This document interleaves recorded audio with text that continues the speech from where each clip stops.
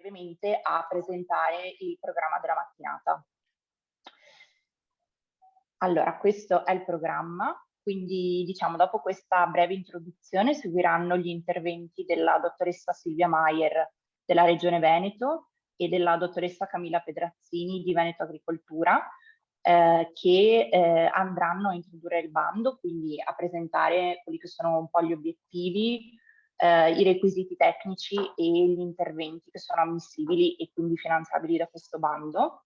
Seguirà poi l'intervento della dottoressa Valentina Camillo, che è la presidente dell'Associazione Forestale di Pianura, che ci andrà ad illustrare l'importanza delle foreste di pianura, ma soprattutto l'importanza anche di prevedere una loro gestione dopo che queste appunto vengono create.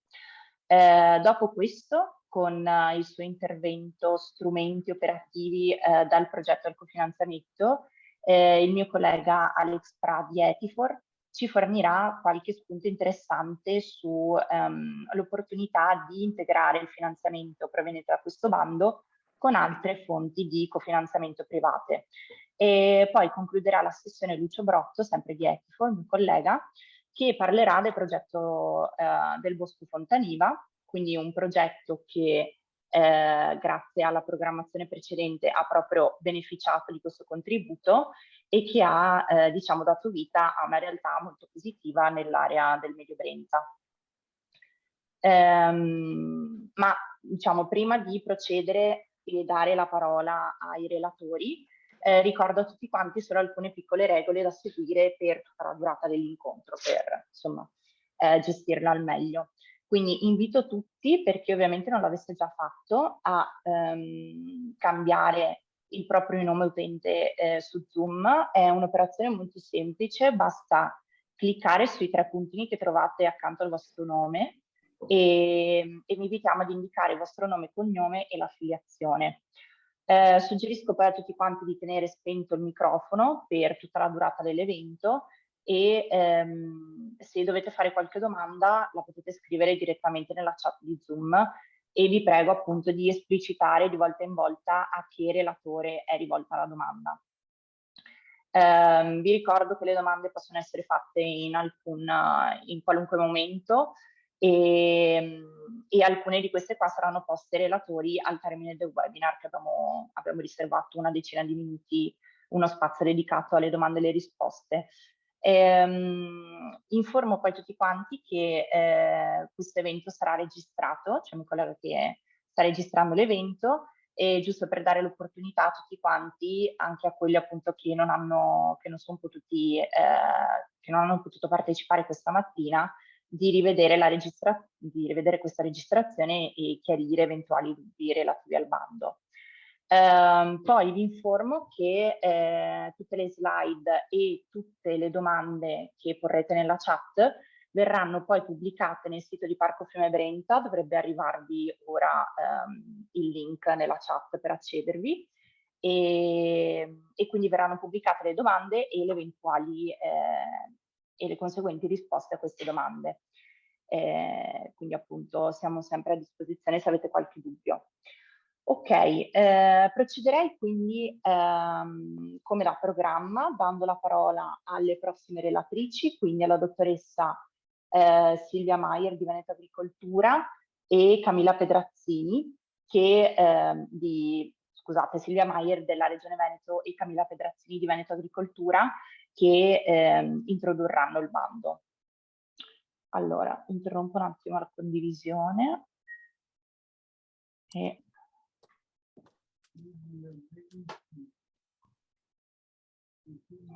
Ecco, approfitto allora, sono Silvia Maier, sono responsabile dell'unità organizzativa Foreste e Selvicoltura della Regione del Veneto, che è la struttura che ha curato la redazione del bando che presentiamo oggi. Volevo innanzitutto ringraziare Etifor per questa occasione di presentazione e di condivisione di questo bando su un argomento che è molto caro alla Regione del Veneto. Infatti ha voluto con una propria legge regionale, non sono molte le regioni regioni che l'hanno fatto, sostenere, promuovere, incentivare l'impianto di boschi di pianura, e ringrazio anche i presenti che con la loro presenza appunto spero testimonino una volontà di aderire a questo bando per così adempiere in maniera più piena rispetto agli anni scorsi alle finalità che la Regione Veneto si è proposta. Questa presentazione sarà in due pezzi, una prima parte a cura appunto della Regione Veneto che presento io, una seconda parte più tecnica a cura di Veneto Agricoltura, perché la legge regionale prevede che la gestione, l'attuazione di questa normativa avvenga sostanzialmente in tandem, ovvero la Regione Veneto cura l'emissione dei bandi e il finanziamento ovviamente con le risorse del proprio bilancio, e affida totalmente a Veneto Agricoltura la parte di gestionale, ovvero la raccolta delle domande, le istruttorie, le indicazioni tecniche, la concessione del finanziamento, il collaudo, eccetera. Quindi un po' questa presentazione rispecchierà queste due competenze. La mia presentazione sarà un inquadramento abbastanza generale e volevo partire da due considerazioni. Un quadro generale per capire come va letto il bando nel contesto in cui ci troviamo attualmente, e poi una veloce carrellata dei principali requisiti previsti del bando e soprattutto delle novità rispetto al bando precedente, soffermandomi magari dove è necessaria un po' più di attenzione per leggere correttamente i requisiti, fermo restando che qualsiasi presentazione, soprattutto in tempi così diciamo compatti, non può assolutamente sostituire una lettura molto attenta del documento di bando, che invito tutti a fare. Poi vi daremo anche riferimenti a dove trovare la documentazione, eccetera. Allora, quadro generale, contesto. Parto un po' da lontano dal punto di vista geografico, ma vicino nel tempo, richiamando non sono ancora arrivata qua, ma non importa, richiamando la nuova strategia forestale dell'Unione Europea per il 2030. Questo è un documento molto recente, di meno di un anno fa, è stata pubblicata nel luglio del 2021 e dà le direttrici per l'attuazione nel contesto forestale, in ambito forestale, del Green Deal europeo. Voi sapete che il Green Deal europeo è questa grande strategia che informa la politica europea di questo periodo verso un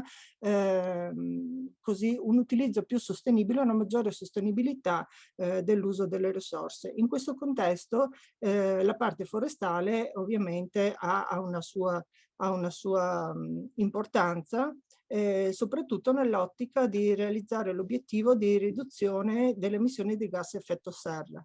E un grossissimo accento viene posto dalla strategia forestale dell'Unione Europea all'impianto di nuovi boschi, con un obiettivo molto ambizioso che è definito proprio in una tabella di marcia, un allegato della strategia che è una tabella di marcia che prevede che entro il 2030 vengano piantati in Europa 3 miliardi di nuovi alberi. Questa indicazione, questa prescrizione ha trovato anche un grosso risalto mediatico, e su questa direttiva si stanno attivando varie iniziative.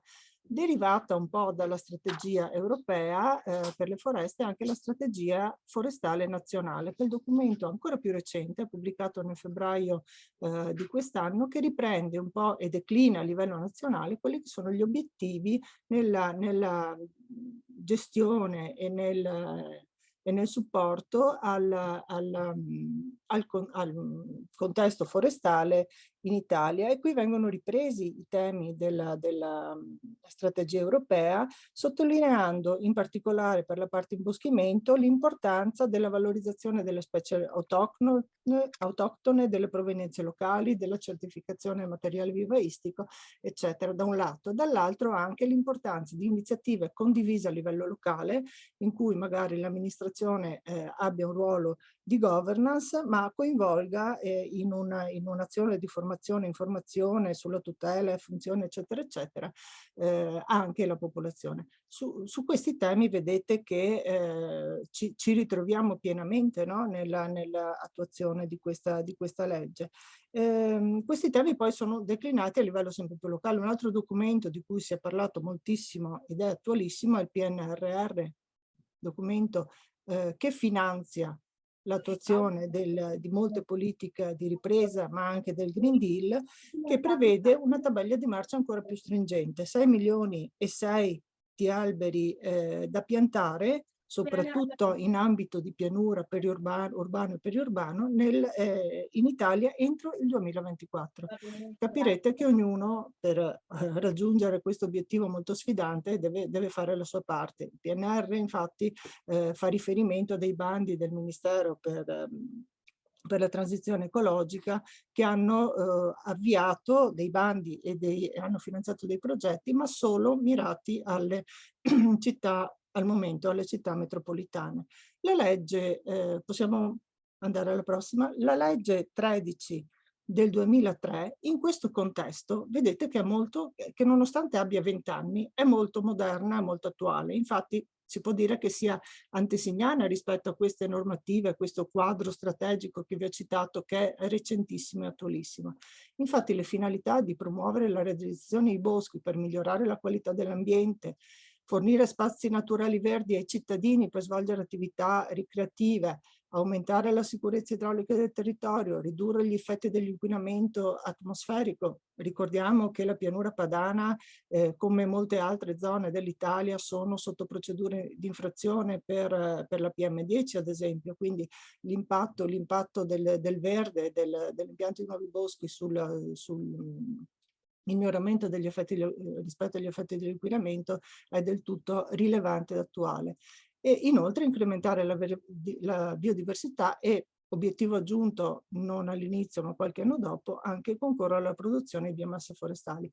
Come viene attivata queste finalità? Come vengono attuate? Possiamo andare alla prossima, attraverso una serie di interventi che prevede direttamente, sono elencati direttamente nella legge, che vanno dall'impianto e ripristino di boschi di pianura alla realizzazione e ampliamento di boschi periurbani, e poi ne elenca alcuni altri: recupero a bosco di aree degradate in dissesto idrogeologico, impianto di siepi filare, realizzazione di parchi urbani, impianti di arboricoltura da legno e attività di comunicazione. Ora, se questi sono gli interventi previsti dalla legge, poi nell'attuazione sono stati considerati solo alcuni di questi interventi, in particolare ultimamente solo nel bando dell'anno scorso, ad esempio, l'intervento A, B e sono gli impianti di boschi pianura in boschi periurbani e la realizzazione di parchi urbani aree verdi attrezzati, perché via via gli altri sono stati nel frattempo assorbiti, diciamo, presidiati con altri strumenti, altre fonti di finanziamento. Faccio un esempio: l'impianto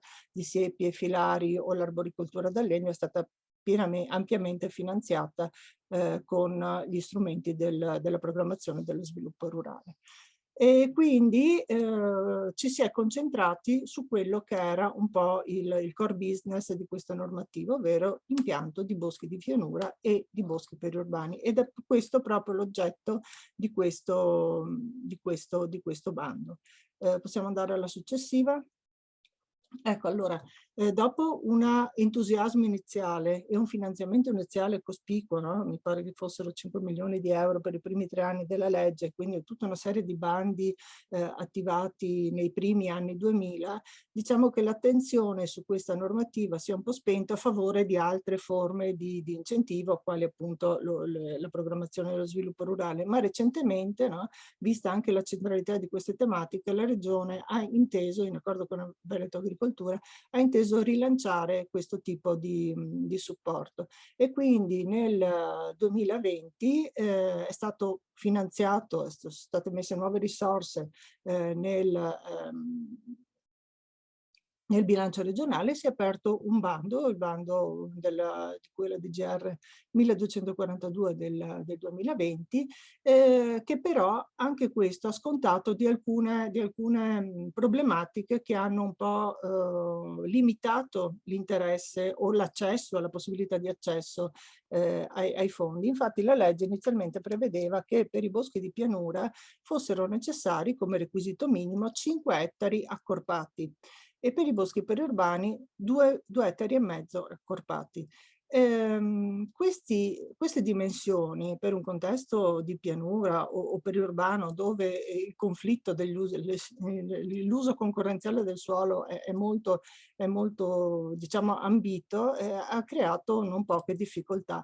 Un'altra difficoltà era dovuta al fatto che la legge prevedeva che i terreni dovessero essere di proprietà dei beneficiari che potevano essere amministrazioni pubbliche, consorzi di bonifica o fondazioni, associazioni riconosciute o non riconosciute, ma non aventi carattere di impresa, quindi enti che adottano, che realizzano interventi con finalità eminentemente pubblica, però i terreni dovevano essere di proprietà.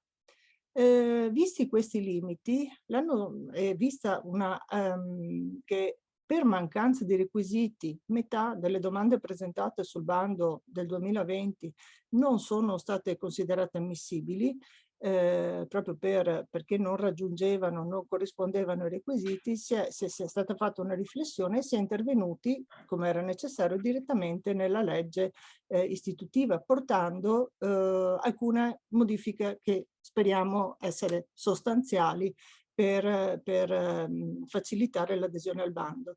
Una prima modifica è stata quella di riduzione della superficie minima, atteso che in un contesto di pianura, in un contesto periurbano, anche superfici minori hanno sicuramente una rilevanza ed importanza. Quindi per i boschi di pianura la superficie minima è stata portata a 2 ettari, per i boschi periurbani la superficie minima è stata portata a 1 ettaro. E per quanto riguarda la disponibilità dei terreni, si fa riferimento a terreni di proprietà o comunque nella disponibilità dei soggetti beneficiari. Possiamo andare alla successiva? Ecco, quindi queste sono le novità introdotte con questo bando che mette a disposizione quasi 304.000 euro, che sono, diciamo, quello che è residuato dopo l'attuazione del bando precedente che prevedeva i contributi per 450.000 euro, ma che ha trovato finanziamento solo per 146.000 euro circa. Quindi questo è un bando che viene aperto con più di 300.000 euro, è aperto dal 22 aprile, data di pubblicazione sul BUR, e resta aperto. I termini per la presentazione della domanda sono di 90 giorni, come è stato già ricordato. Qui vi riporto la struttura responsabile e la struttura incaricata, ma possiamo andare avanti velocemente perché il tempo è tiranno. Ecco. I beneficiari, li abbiamo velocemente viste prima, devono avere dei requisiti: la proprietà o possedere altro idoneo titolo di conduzione. Volevo soffermarmi velocemente su questo punto. Allora, che cosa vuol dire idoneo titolo di conduzione? No? Questo è. Qui non si è voluto mettere dei limiti precisi perché questo requisito va letto in combinazione con gli impegni di mantenimento dell'intervento, che sono di 30 anni. Dove nella parte del bando dove si parla degli impegni viene ribadito che il titolo di conduzione, salvo i casi di subentro che sono ben specificati, devono rimanere in conduzione per tutto il periodo di mantenimento, quindi 30 anni. È chiaro che non ci si può basare su titoli di conduzione che non abbiano una prospettiva temporale o una stabilità, perché sotto la responsabilità del richiedente questo è condizione, cioè il non mantenimento degli impegni è condizione di revoca del contributo concesso e di richiesta di restituzione. Quindi questo requisito va letto in questa maniera. Il secondo è collegato, nel caso in cui il titolo non sia di proprietà, deve essere allegato alla domanda un'attestazione di aver ottenuto l'assenso alla presentazione della domanda degli altri aventi titolo che sono stati quindi, non so, usufruttuari o altri tipi comproprietari, eccetera, che devono essere stati adeguatamente informati sui vincoli nel senso della durata trentennale dell'investimento, della non possibilità di distoglierlo o impedire l'accesso al pubblico, eccetera, eccetera, che questo bando comporta. Poi ci sono questioni tecniche che vedrete magari nell'intervento successivo e la dichiarazione per le condizioni ostative che è riferita ai privati di non aver subito condanne, eccetera, eccetera. Questi requisiti devono essere in possesso del richiedente alla data di presentazione della domanda di contributo e, come abbiamo visto, in alcuni casi mantenuti fino alla fine del periodo trentennale di impegno. Possiamo andare rapidamente alla successiva. Ecco, io credo questi sono i due interventi, poi sul merito tecnico parlerà sicuramente la collega Camilla Pedrazzini. Volevo solo richiamare che l'ambito territoriale, secondo lo spirito della legge, è definito nei comuni di pianura come definiti dalla classificazione Istat. Avanti la successiva. L'aliquota del contributo del 70% della spesa ritenuta ammissibile.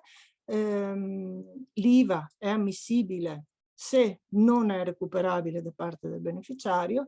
Ci sono anche delle altre condizioni, quella ad esempio di fare una sola domanda per richiedente riferita a un solo tipo di intervento. Oltre ai limiti minimi che abbiamo visto prima, ci sono anche dei limiti massimi, 15 ettari per domanda, e una spesa massima ammissibile per ettaro, spesa che deve essere calcolata secondo il prezzario regionale, secondo le indicazioni tecniche che poi vi illustrerà la collega.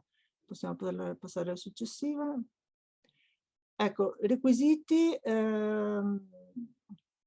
impegni. Non devono essere poste limitazioni all'accesso al pubblico, ovviamente una volta fermata la componente arborea arbustiva, nel senso che è un requisito che l'area resti aperta al pubblico, ma è un prerequisito che il bosco si affermi, quindi bisogna magari adottare tutti gli accorgimenti per impedire che l'accesso selvaggio mini l'affermazione dell'imboschimento. Abbiamo parlato già del mantenimento e del titolo di conduzione, quindi non mi soffermerei, visto che devo concludere velocemente. Ecco, questa è la mia slide conclusiva che lascia la parola alla collega. Ovviamente noi speriamo di poter applicare i criteri di selezione, nel senso che vorrebbe dire che il bando ha avuto successo e ci sono più richieste delle disponibilità di risorse, ma su questi criteri in condizione magari vi dice qualcosa più in dettaglio la collega dottoressa Pedrazzini. Io vi ringrazio e mi fermo qua. Spero di non aver rubato troppi minuti. Grazie alla dottoressa Maier. E passo subito la parola alla dottoressa Camilla Pedrazzini che continuerà a introdurci il bando. Prego Camilla. Buongiorno a tutti, adesso vi chiedo pazienza un secondo e condivido lo schermo. Nessun problema.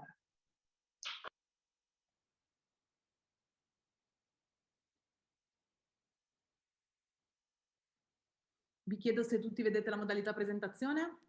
Sì, okay. Si vede. Buongiorno a tutti, sono la dottoressa forestale Camilla Pedrazzini e per Veneto Agricoltura sono il tecnico incaricato che affianca la commissione dalla fase di istruttoria alla fase di collaudo. Oggi sono qui a fare un intervento molto breve e a parlarvi della fase principalmente di con richiesta di contributo, quindi dalla domanda al collaudo. Gli interventi, come diceva la dottoressa Maier, previsti quest'anno per la nuova edizione del bando sono il bosco periurbano e il bosco di pianura. La novità che già portava la dottoressa Maier è la riduzione della superficie minima per la richiesta di contributo sia per i boschi di pianura che per i boschi periurbani. La superficie minima per cui si può richiedere contributo col nuovo bando varia da 5 a 2 ettari, per cui quest'anno è possibile presentare con domanda di contributo superficie anche di 2 ettari e boschi periurbani la superficie si riduce a 1 ettaro. Il bosco periurbano quindi può essere presentato come progetto per la sua realizzazione o il suo ampliamento. Dicevamo un ettaro accorpato, e con bosco periurbano si intendono aree contigue a quelle destinazione diversa da quella agricola. Per quanto riguarda il bosco di pianura, come dicevamo prima, si può presentare domanda per superfici di almeno 2 ettari accorpati, con larghezza minima 30 metri, con copertura prevista da progetto minima dell'80%, la pendenza non può essere superiore al 3% e la quota non potrà essere superiore ai 100 metri sul livello del mare. Per la progettazione degli interventi è possibile far riferimento, anzi sarebbe consigliato far riferimento alle linee guida per la progettazione degli impianti, che sono disponibili e dopo renderò disponibili condividendovi il link nella chat. Le linee guida, che sono un allegato del bando, contengono le modalità e le indicazioni per redigere correttamente il progetto che verrà presentato allegato alla domanda. Vengono indicati all'interno delle linee guida come strutturare il progetto con quindi l'inquadramento stazionale e territoriale della superficie di progetto, la descrizione dettagliata del progetto, il contesto attuale della superficie e quello previsto a seguito del progetto.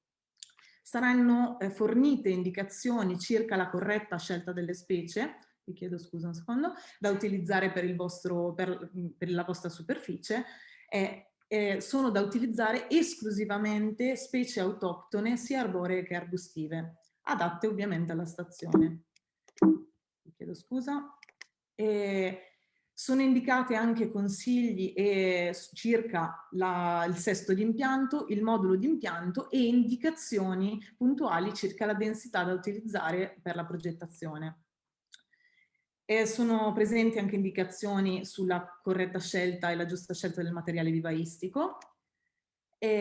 Sono indicate le idonee procedure di preparazione del terreno e le tecniche di impianto. In fondo alle linee guida è presente un esempio di computo metrico estimativo che vi chiarisce quello che è il quadro delle richieste articolate delle varie procedure, tenendo in considerazione i costi massimi previsti potenzialmente finanziabili, quindi ammissibili. Per candidare i progetti quindi è da leggere e analizzare correttamente quello che sono i punti del bando e prendere visione dettagliata di quello che sono i criteri e le condizioni di ammissibilità, tra cui, come diceva la collega, proprietà e titolo idoneo di conduzione. È necessario avere il fascicolo AVEPA aggiornato o costituirlo o aggiornarlo. È necessario individuare un tecnico abilitato per l'esercizio della specifica competenza. Come dicevo prima, utilizzando specie autoctone per l'intervento, bisogna verificare che la superficie minima sia idonea e che le superfici per cui si presenta domanda non siano frammentate. Nelle linee guida troverete la definizione di accorpate, per cui se avete dei dubbi potete trovare degli esempi lì oppure chiedere. Come dicevamo prima, quindi serve presentare la domanda di contributo con allegato progetto esecutivo e vi chiedo di prestare attenzione sui punteggi richiesti dal bando, perché il bando richiede di autoattribuirsi dei punteggi fondamentali poi nella fase di redazione da parte della commissione della graduatoria, perché a seguito della ricevibilità, dell'ammissibilità, per stipulare la graduatoria è necessario per la commissione avere chiari i punteggi richiesti dal bando. Poi è necessario allegare e indicare le autorizzazioni eventuali se necessarie, le dichiarazioni quando previste e gli atti di assenso alla presentazione della domanda se, come diceva la dottoressa Maier, il terreno è in comproprietà o è di altro proprietario. Al termine quindi a seguito della consegna della domanda, al seguito della venuta ricevibilità e dell'ammissibilità, quindi superata l'istruttoria, viene stipulata la graduatoria che concede un contributo pari al 70% della spesa risultata ammissibile, che può essere erogato in 2 soluzioni: un anticipo pari al 40% se richiesto e un saldo che verrà erogato a seguito di collaudo.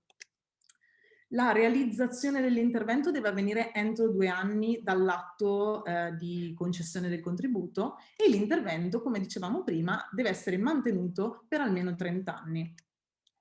Per presentare la domanda va inviata la domanda alla PEC che trovate qua su questa slide, quella di Veneto Agricoltura, entro il 20 di luglio, quindi 90 giorni dopo la pubblicazione sul BUR. Per qualsiasi informazione sulla presentazione della domanda e sull'istruttoria, Veneto Agricoltura ha istituito una mail dedicata che è legge.boschi@venetoagricoltura.org, oppure potete rivolgervi alle altre mail di Veneto Agricoltura. Adesso vi condividerò i link sulla chat in modo tale che possiate accedere al materiale, tra cui i moduli con domanda, richiesta di anticipo e richiesta di saldo, e le linee guida per la realizzazione corretta del progetto. Vi ringrazio dell'attenzione. Grazie a tutti. Grazie. Grazie mille, ringraziamo ancora allora la dottoressa Silvia Maier della Regione Veneto e la dottoressa Camilla Pedrazzini di Veneto Agricoltura, che ci hanno un po' presentato quelle che sono le novità rispetto alla scorsa pubblicazione e hanno un po' chiarito qual è il procedimento, insomma, per candidarsi al bando. E niente, quindi prima di dare la parola alla dottoressa Valentina Camillo di AFP, ricordo anche a chi si è collegato negli ultimi minuti le poche buone regole da seguire, quindi vi invito tutti quanti a mantenere il microfono muto, a fare domande nella chat, ovviamente se ne avete, e ricordo a tutti quanti che questo webinar sta venendo registrato e che sarà disponibile appunto nella pagina di Parco Fiume Brenta che è stata condivisa in precedenza. E detto questo, passerei la parola alla dottoressa Valentina Camillo, che vedo che sta condividendo lo schermo e che ci spiegherà appunto l'importanza delle foreste di pianura e diciamo soprattutto l'importanza della loro gestione dopo appunto che queste vengono create. Prego Valentina, però vedo la presentazione. Buongiorno. Buongiorno. Non la vedo in modalità presentazione. Sì, pardon, un attimo. Nessun problema. Ok, ci siamo. Mi sentite bene tutti? Perfetto, sì, ti bene. sentiamo. Allora, Prego. buongiorno a tutti, anche i presenti. Ringrazio la dottoressa Pedrazzini e la dottoressa Maier. Sono Camilla Valentina e nuovo presidente, da poco sono subentrata nell'associazione al posto di Stefano Pellizzon, che per 2 mandati insomma lavorato e rappresentato egregiamente l'associazione. Non ho molto tempo a disposizione, ho 5 minuti circa, vi introduco un po' l'associazione stessa, come siamo nati, come stiamo evolvendo e l'importanza di avere dei boschi, nello specifico in pianura. Allora, l'associazione forestale nasce nel 2002-2003, inizialmente con dei comuni capofila come Caorle, Gruaro, Concordia e Sagittaria.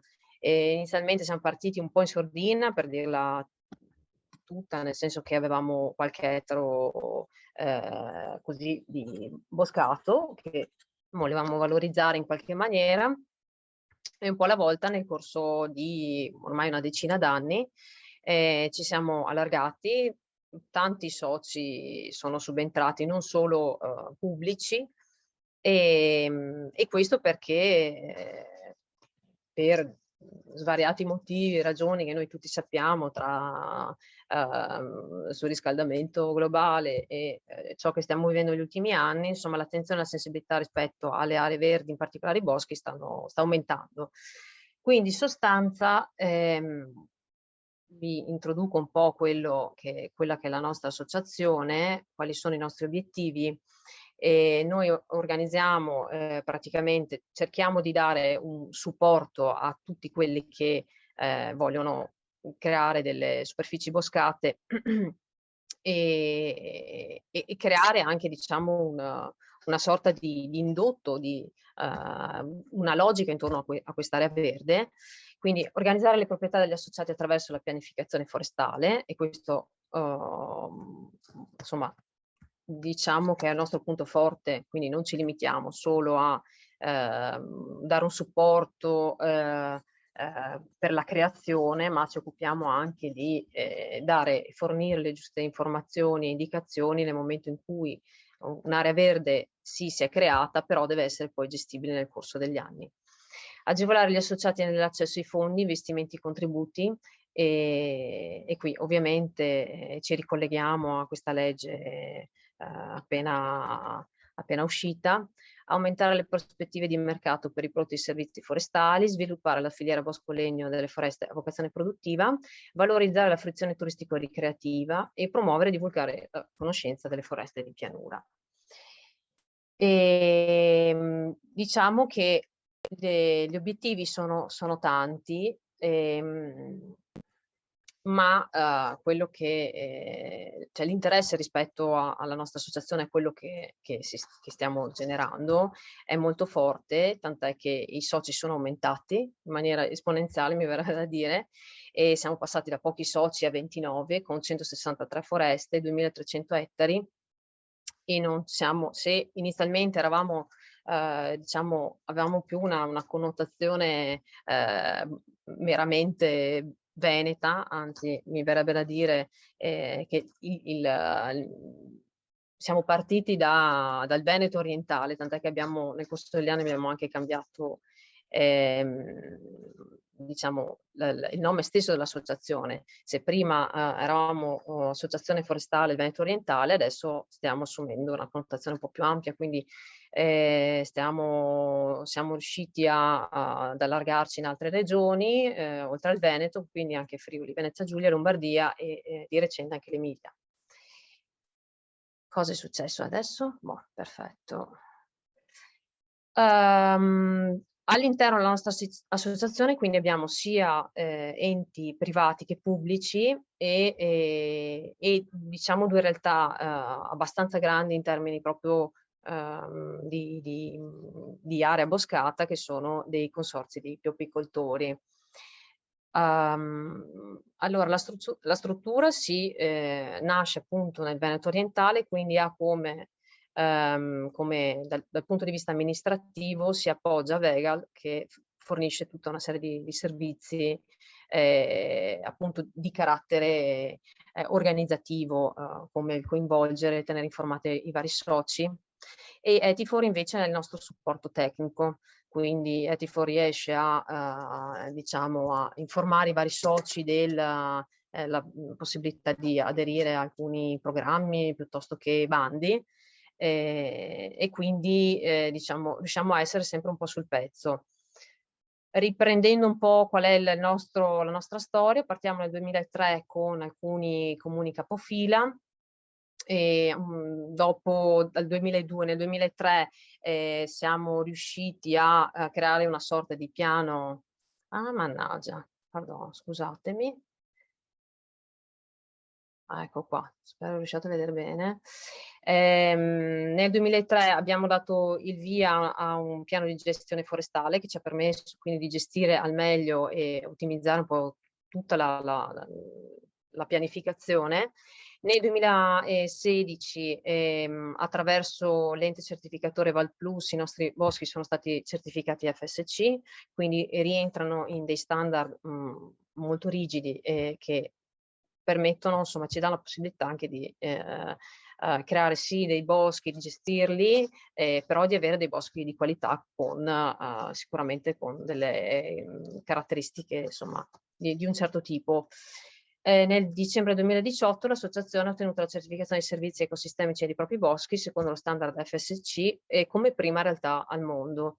Quindi quando parliamo di servizi ecosistemici non intendiamo solo un bosco che sicuramente ha un valore dal punto di vista ecologico, quindi come la creazione di questi habitat, l'aumento della biodiversità, però il bosco deve essere visto anche come un elemento identitario, fornisce comunque, dà un'identità a un luogo, e attraverso questo si crea una sorta di legame rispetto a chi vive nei dintorni o vive il luogo stesso, si crea una forte connessione, quindi c'è sicuramente all'interno dei servizi ecosistemici un aspetto sicuramente ricreativo, ma mi viene da dire anche sociale. Quindi diciamo che intorno al bosco si può creare qualcosa di ben strutturato, che va al di là appunto della questione non meno importante ambientale ecologica, ma che una realtà, un verde che può creare anche un indotto.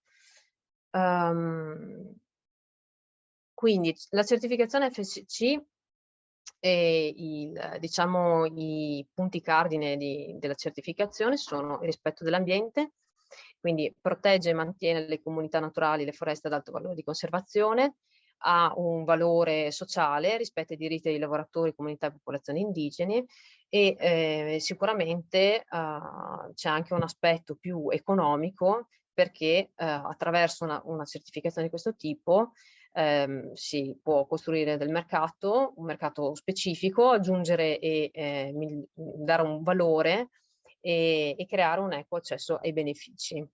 Quindi, riprendendo un po' la certificazione, assicura che una foresta e una piantagione forestale siano gestite nel rispetto di rigorosi standard ambientali, sociali ed economici. Tali standard si basano su 10 principi e 70 criteri di gestione forestale responsabile definiti e mantenuti aggiornati da FSC. E di recente aggiungo anche che sono state fatte delle modifiche, quindi diciamo che la certificazione è in continua evoluzione, non è un qualcosa di fisso e stabile, ma evolve con il tempo, evolve con quello che accade insomma nel mondo, e diciamo che dati gli ultimi avvenimenti sicuramente è importante un po' allinearsi a questi aspetti. In conclusione, Wow Nature, che è questa piattaforma di cui sicuramente ne parlerà il collega Alex Pra, permette quindi di poter interagire a livello anche sì, a livello digitale, mi viene da dire, con queste realtà, con queste aree verdi, incrementandole o comunque contribuendo al loro benessere, insomma, sia ecologico che sì, come identità sociale identità di un territorio. Bene, per concludere, perché aderire ai consorzi e associazioni forestali, riduzione costi di certificazione ed altri costi burocratici, economie di scala e maggiori opportunità date dalla dimensione, maggiori punteggi nei bandi per associazionismo e certificazione.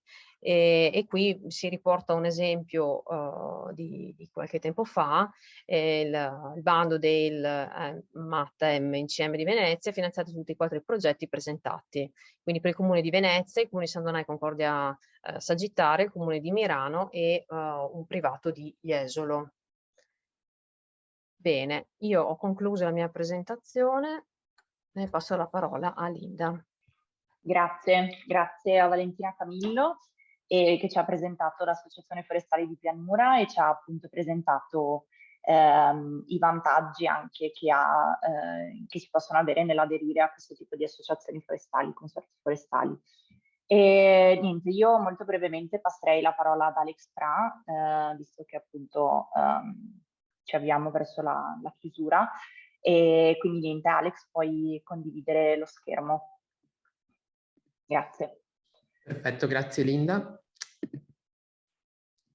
Fatemi un cenno se vedete il mio schermo.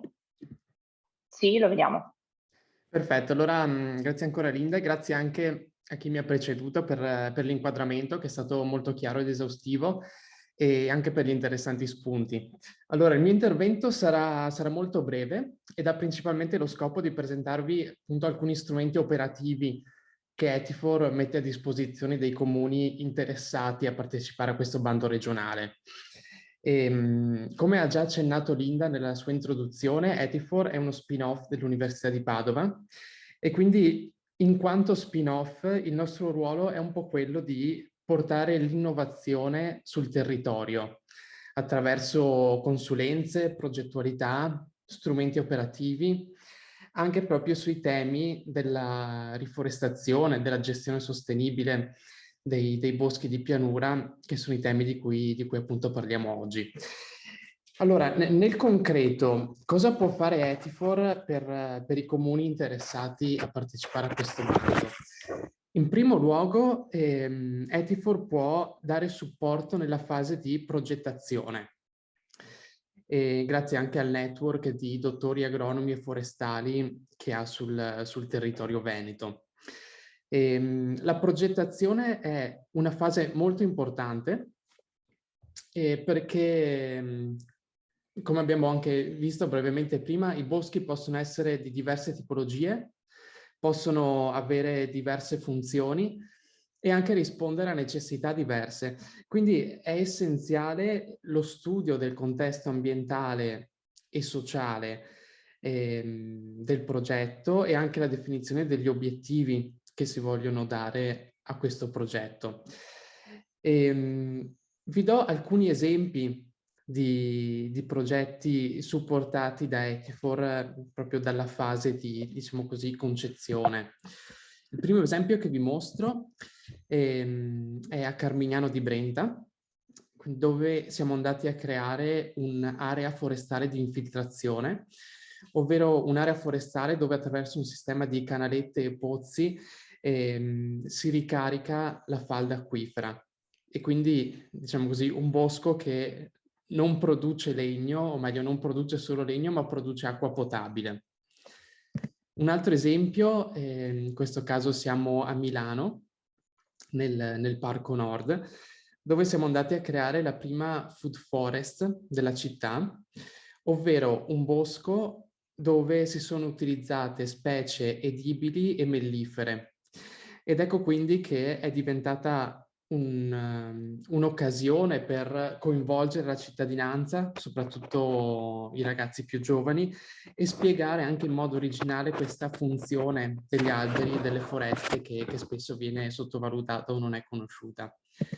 Un altro esempio è quello di Padova, dove siamo andati a creare una rete di 8 nuovi boschi e boschetti urbani con il ruolo di essere spazi per la ricreazione e anche la rigenerazione urbana e al contempo anche rendere più resiliente la città, quindi gli ambienti urbani nei confronti della crisi climatica. Ecco, quindi questi volevano essere degli esempi per dire che un bosco non è semplicemente un bosco, può avere diverse funzioni, rispondere a diverse necessità, essere di diverse tipologie, quindi è molto importante anche investire nella fase di progettazione. L'altro aspetto sulla quale Etifor può supportarvi è quello del cofinanziamento. Non dobbiamo fare l'errore di pensare che una volta piantati gli alberi il lavoro sia terminato. No, anzi si potrebbe dire che è appena iniziato, nel senso che quando si vanno a creare impianti artificiali, come questo è il caso, la fase di manutenzione, soprattutto nei 3-5 anni successivi all'impianto, è tanto importante quanto la preparazione del terreno e la posa delle piantine. Sfalci, rimozione delle infestanti, delle malerbe, le potature, l'irrigazione di soccorso quando necessario, che ovviamente sono tutte operazioni che costano. E noi sappiamo, come abbiamo visto bene prima, che il bando in questione copre l'impianto e il primo anno di manutenzione. E quindi come può un comune andare a trovare le risorse aggiuntive per gestire in maniera corretta questi progetti? Nella nostra esperienza, i migliori progetti che vedono la creazione di nuovi boschi sono quelli che riescono a combinare finanziamenti pubblici e privati. E per fortuna negli ultimi anni sono sempre di più sia i cittadini che le imprese interessati a sostenere questo tipo di progetti. Ed ecco quindi che nel 2018 Etifor ha creato la piattaforma web Wow Nature, di cui Valentina ci ha parlato brevemente nella presentazione precedente, che permette a cittadini e aziende di prendersi cura degli alberi in Italia e nel mondo, quindi regalando, seguendo la crescita degli alberi in diversi progetti, nel rispetto dei rigorosi standard FSC. E questo è un altro aspetto importante che è già stato menzionato, nel senso che un privato, quando sostiene un progetto, vuole avere delle garanzie di qualità.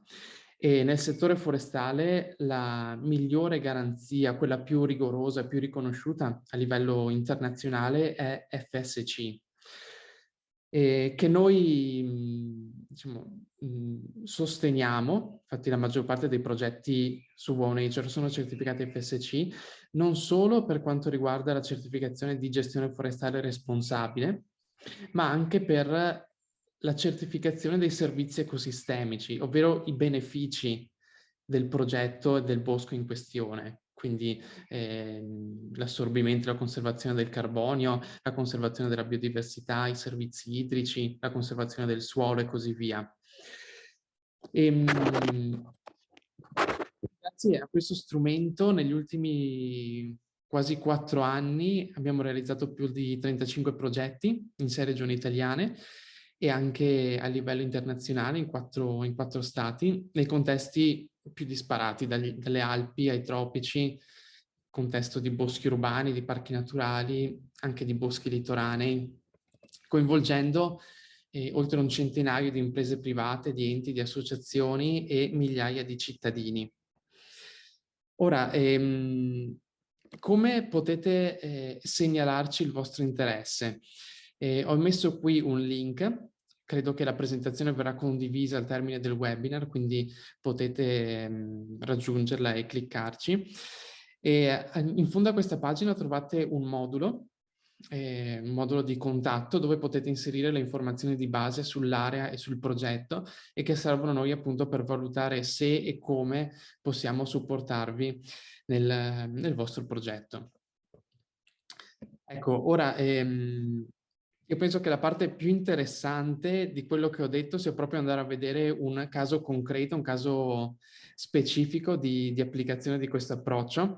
E quindi io mi fermo qui e vi ringrazio per l'attenzione e lascio la parola al mio collega Lucio Brotto, che andrà proprio a presentarvi un caso concreto. Grazie.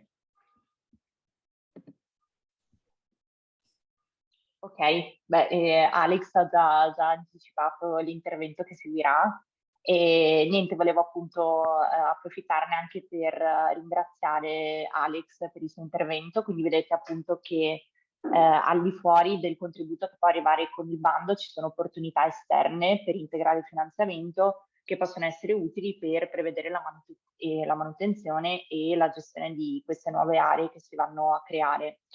E quindi niente, io passerei appunto la parola a Lucio Brotto di Etifor, che ci porterà, diciamo, un esempio pratico e ci racconterà un po' l'esperienza del Bosco Fontaniva, quindi un bosco che è stato proprio creato a partire da questo finanziamento.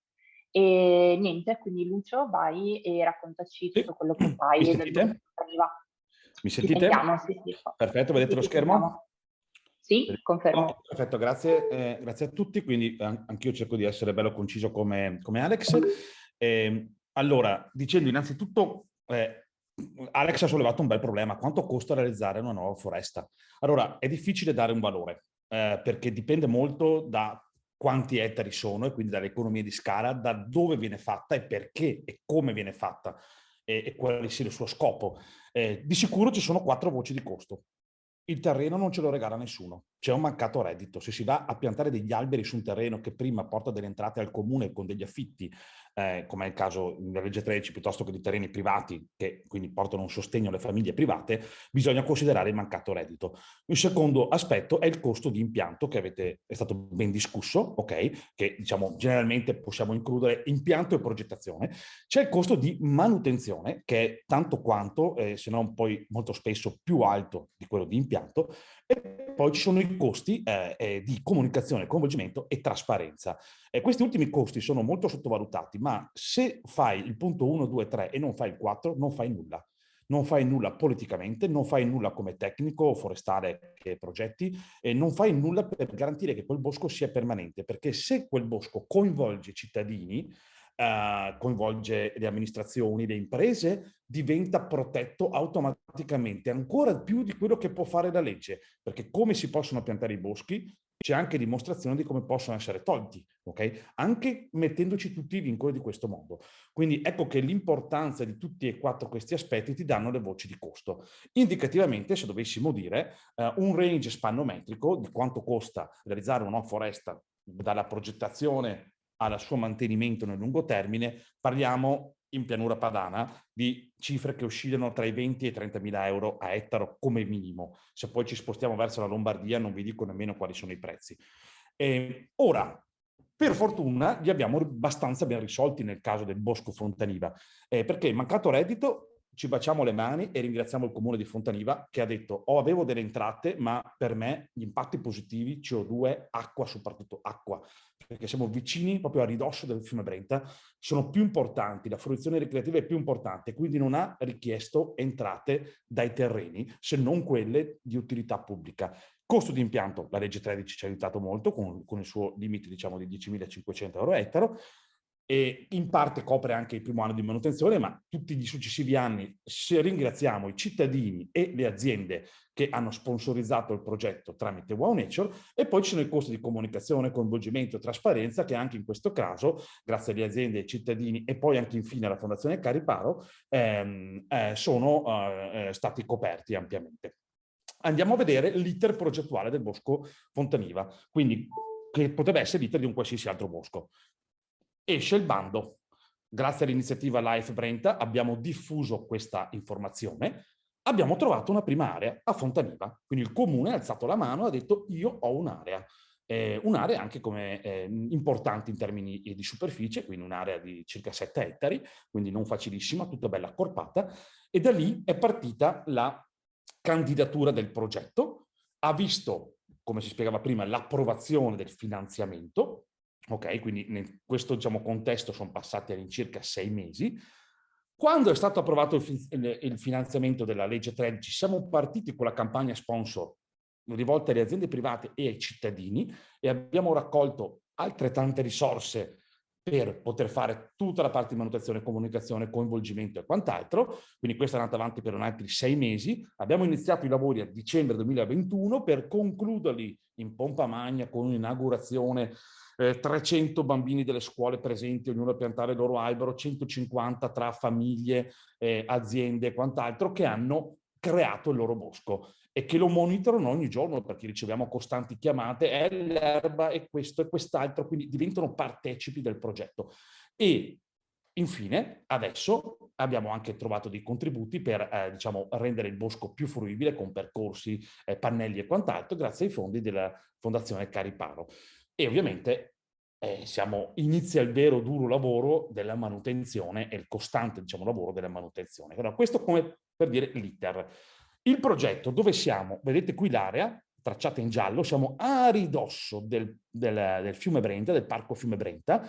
Qui abbiamo delle zone di cava, qui alla sinistra c'è il centro abitato di Carmignano, qui a nord c'è il centro abitato di Fontaniva e lungo questo asse passa la ciclovia che collega Monaco a Venezia, una delle alternative più facili, quella che scende da Trento, che ha circa 300.000 passaggi all'anno, quindi una zona molto visibile. E in più qui c'è la strada di collegamento che collega Treviso con Vicenza, quindi la vedete qui, una strada di 30.000 passaggi giornalieri, quindi un bosco che assume un'importanza per il fiume che sta da questa parte, per l'inquinamento acustico di strade e cave nei confronti dei centri abitati di Fontaniva, lo vedete qui in fondo, e Carmignano è qui sotto, e anche chiaramente per l'inquinamento dell'aria, perché sappiamo che le piante sono degli ottimi intrappolatori fisici proprio di PM10. E il progetto chiaramente ha previsto una preparazione del terreno. Questa zona si allaga per scorrimento, quindi per cercare di contenere i costi di manutenzione da irrigazione, perché è un terreno molto molto drenante. Pensate, sono circa 40 centimetri di suolo, poi sotto tutta ghiaia, quindi bisogna fare irrigazioni frequenti, anche 5-6 all'anno, per poter fare crescere velocemente gli alberi. Abbiamo fatto la livellazione, aratura, fresatura, fertilizzazione organica sulla singola pianta, semina per inerbimento, tracciamento meccanico, impianto, quindi la pose di 8.300 alberi, specie arboree, specie arbustive, con un tema che è quello food, come già ci dava prima Alex Pra, ovvero preferendo quelle specie che hanno 4 funzioni legate al cibo, diciamo, le specie dove puoi raccogliere direttamente il frutto e potertelo mangiare direttamente, specie come il sambuco dove raccogli un prodotto e lo devi trasformare, specie poi che invece fanno miele, quindi mellifere, tipo la frangola piuttosto che l'acero campestre, e poi invece le specie buone per gli animali come le querce. Quindi ecco che questo è, diciamo, lo spirito che si è dato al progetto, quindi con l'ottica che possa essere anche vissuto per poterci raccogliere qualcosa. E poi le operazioni di post impianto, irrigazione, sfalcio, rimozione dell'erba colletto, ripristino fallanze, che iniziano proprio in questi giorni con il primo sfalcio che è in corso addirittura questa mattina. Vediamo un po' la parte economica che ci sta dietro. Allora, realizzazione del nuovo bosco più un anno di operazioni post impianto, circa 70.000 euro, che è la legge 13, che finanzia il 70%. Poi c'è la parte di progettazione, candidatura, direzione lavori, rendicontazione, comunicazione, eventi, quindi quello che coinvolge anche proprio punti GPS per cittadini, imprese e quant'altro, all'incirca 20.000 euro, di cui un 5% delle spese sono quelle permesse appunto dal bando della legge 13.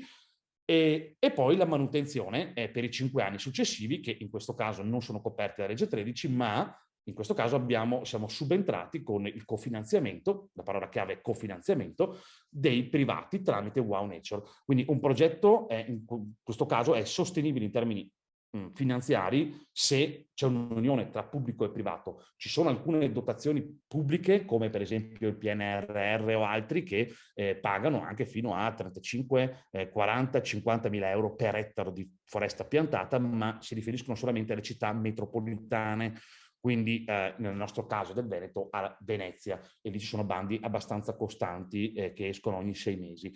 Ed ecco quindi la Regione del Veneto, unita al Comune di Fontaniva, unita al sito Wow Nature, che permette la raccolta di fondi da aziende e cittadini, ci ha permesso di costruire il quadro economico. Abbiamo infatti avuto tantissime imprese, le vedete qui, su questo, in alto a destra nello schermo, italiane un po' da tutte le parti, diciamo, che hanno sostenuto il progetto, quindi adottando alberi, quindi ogni impresa ha il proprio spazio con il proprio parte di bosco che cofinanzia, ok? Idem per i cittadini che si prendono l'albero per se stessi o lo possono regalare, compleanni, feste, quant'altro, Natale, quant'altro. E qui sotto vi lascio anche il link per andare a vedere poi la pagina di Wow Nature. La partecipazione, come vi ho già detto, è stata molto importante. Abbiamo riunito tutte le amministrazioni della zona, vedete il numero di fasce tricolori che vedete qui sull'immagine. Ci sia stata una mattina, una giornata intera con tutte le scuole del comune di Fontaniva, dove ogni bambino ha potuto piantare il proprio albero. Queste sono attività chiaramente non coperte dal bando. Il bando ti paga una ditta che va e boom, boom, boom, pianta un albero dietro l'altro. È chiaro che qui invece abbiamo dovuto integrare con esperti di educazione ambientale che potessero innanzitutto assicurarsi che gli alberi venissero piantati bene, perché bisognavano essere piantati bene, ma poi che ci fosse anche un corredo di informazione per le persone e per i cittadini. Al pomeriggio poi sono arrivate tutte le famiglie ed è stata una grandissima festa con 150-200 persone che sono state presenti nel pomeriggio a piantare i propri alberi. Prossimi passi. Allora, sicuramente è un'area, come dicevamo, che dovrà andare verso una gestione delle migliori che si possono fare al mondo, e per questo c'è uno solo standard di riferimento a livello internazionale, che è lo standard FSC, Forest Stewardship Council, che in questo caso, essendo una piccola foresta, sarebbe molto molto costoso ottenere la certificazione in quanto unica foresta, ed è per questo che abbiamo presentato appunto l'Associazione Forestale di Pianura, che è uno strumento valido per fornire certificazione FSC e stima degli impatti positivi a quelle piccole realtà forestali. che quindi altrimenti non avrebbero la possibilità economica. L'altro passo molto importante, la Fondazione Cassa di Risparmio di Padova e Rovigo ha lanciato un nuovo bando l'anno scorso che è stato vinto e che avrà la possibilità di attrezzare l'area con tutti gli aspetti dei percorsi. Non marginale, visto che è una food forest, visto che uno degli elementi chiave del food è l'aspetto del miele, abbiamo già trovato un apicoltore che presiederà l'area portando le proprie api e quindi beneficiando, quindi estraendo anche dall'area e facendo conoscere un prodotto come quello che è il miele. Vi ringrazio per l'attenzione e se avete domande ovviamente siamo a disposizione. Ok, grazie mille a Lucio Brotto di Etifor per averci appunto portato l'esempio del Bosco Fontaniva. E a monte anche di questo intervento ricordo che Etifor può supportare gratuitamente tutte le amministrazioni rivierasche, quindi del Medio Brenta, nella parte iniziale di studio di fattibilità tecnica ed economica, come appunto abbiamo fatto per il comune di Fontaniva. E quindi appunto rimaniamo a disposizione, anche ci potete scrivere all'indirizzo email info@parcosconebrenta.it. Passerei ora alla parte di domande, anche se non ne vedo in chat, quindi non so se qualcuno vuole attivare l'audio e farle, se ha qualche dubbio e vuole fare qualche domanda ai relatori. Questo è il momento. Ok, altrimenti proseguirei e concluderei l'incontro.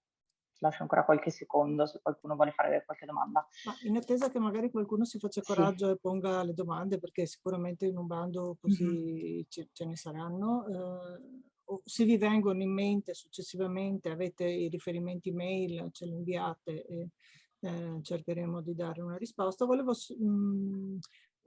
aggiungere un elemento che nella velocità appunto non era neanche oggetto di questa presentazione, magari è passato non è stato espresso, no? Si è parlato molto dell'importanza della comunicazione, no?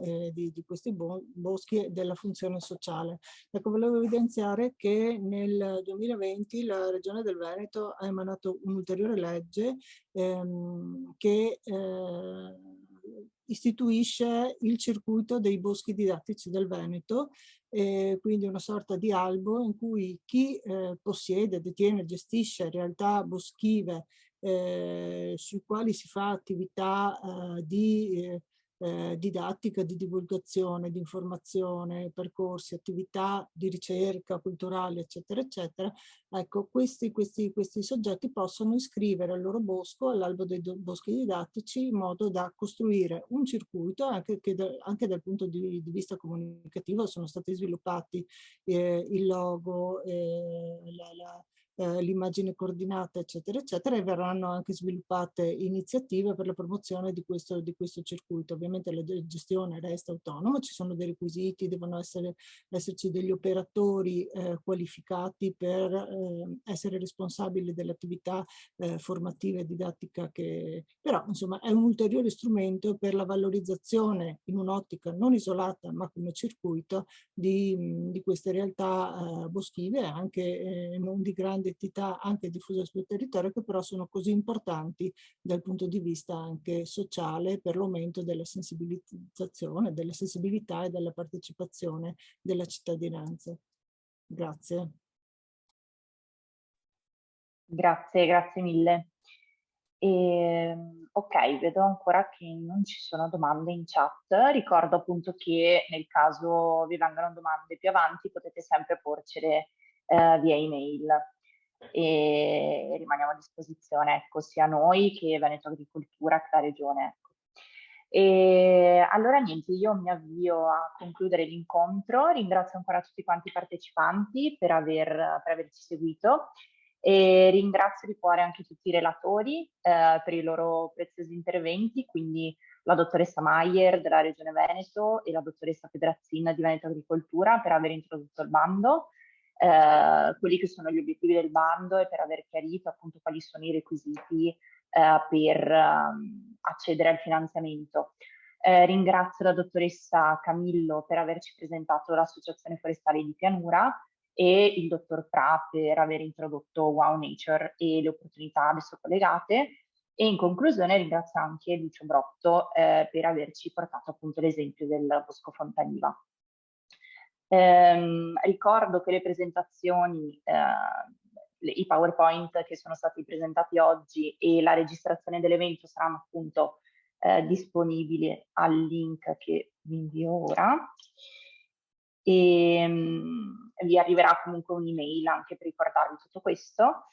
E niente, restiamo a disposizione per qualsiasi informazione all'indirizzo email appunto info@parcofiumebrenta.it, e con questo chiuderei. Niente, vi auguro una buona giornata e a presto. Grazie. Grazie, buona giornata. Grazie a tutti.